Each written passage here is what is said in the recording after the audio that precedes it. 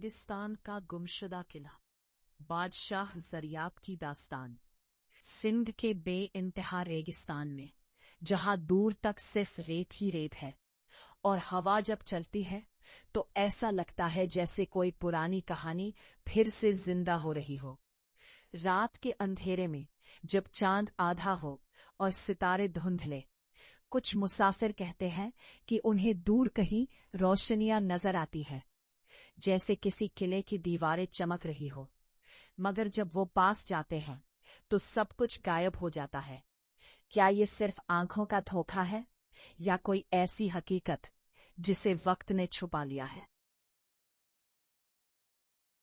ये कहानी है बादशाह ज़रयाब शाह की। एक ऐसा बादशाह जिसका नाम सुनकर दुश्मनों के दिल कांप उठते थे। उसकी सल्तनत इंदस नदी के किनारे से शुरू होती और रेगिस्तान के आखिरी कोने तक फैली हुई थी। ज़रयाब सिर्फ एक हुक्मरान नहीं था, वो अपनी आवाम के लिए एक उम्मीद था, एक ऐसा साया जहां इंसाफ जिंदा था। ज़रयाब के दौर में सल्तनत अपनी बुलंदी पर थी। बाजारों में रंग, महफिलों में शायरी और लोगों के चेहरों पर सुकून था। हर शाम किले के अंदर महफिल सजती, जहां रबाब और सितार की आवाज गूंजती और शायर मोहब्बत और बहादुरी के कसीदे पढ़ते। मगर इस रोशनी के पीछे अंधेरा धीरे धीरे बढ़ रहा था। बादशाह के 3 सबसे करीबी वजीर थे, हर एक अपनी जगह लाजवाब, लेकिन दिलों में अलग अलग इरादे। वजीर ए हिकमत, जो हर मसले का हल सोचता, वजीर ए जंग, जो तलवार की जुबान समझता, और वजीर ए राज, जो चुप रहता मगर सब कुछ जानता था। इसी खामोशी में एक ऐसा राज छुपा था जो पूरी सल्तनत को मिटा सकता था। दूर रेगिस्तान के पार, पहाड़ों के बीच, एक नाम खौफ की मिसाल बन चुका था, कालदेव। कहते हैं वो इंसान नहीं रहा था, उसने अंधेरों की ताकतों से सौदा कर लिया था। उसकी आंखों में सिर्फ एक ही ख्वाब था, ज़रयाब की सल्तनत को मिट्टी में मिला देना। एक रात जब बादशाह गहरी नींद में था, उसे एक ख्वाब आया। एक रोशनी से भरी शख्सियत, एक परी।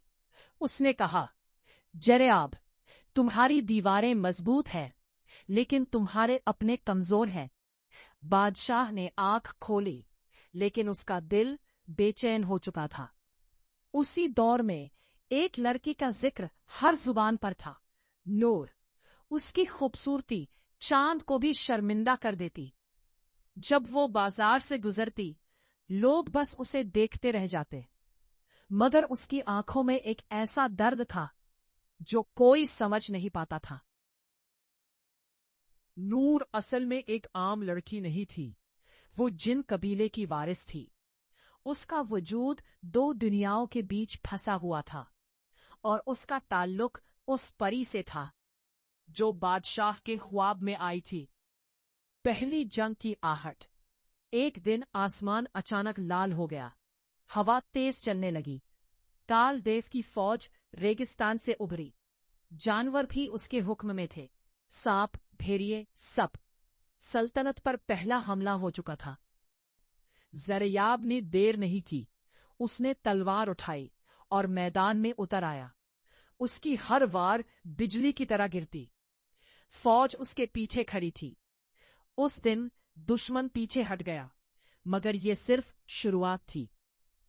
जब सब लोग जीत का जश्न मना रहे थे, एक शख्स खामोशी से अंधेरे में घूर रहा था। वजीर राज। उसने किले के राज दुश्मन तक पहुंचा दिए। अब जंग बाहर नहीं, अंदर से शुरू हो चुकी थी।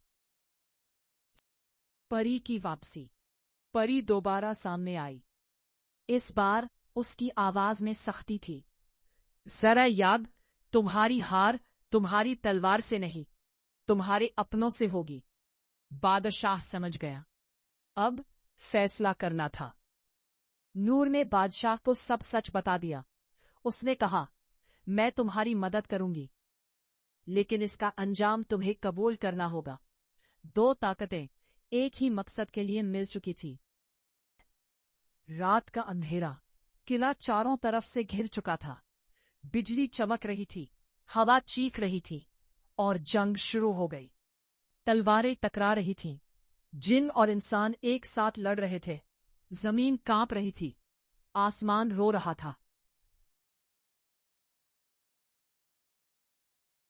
नूर की कुर्बानी अपनी असली ताकत जगाई। उसकी आंखों में रोशनी भर गई।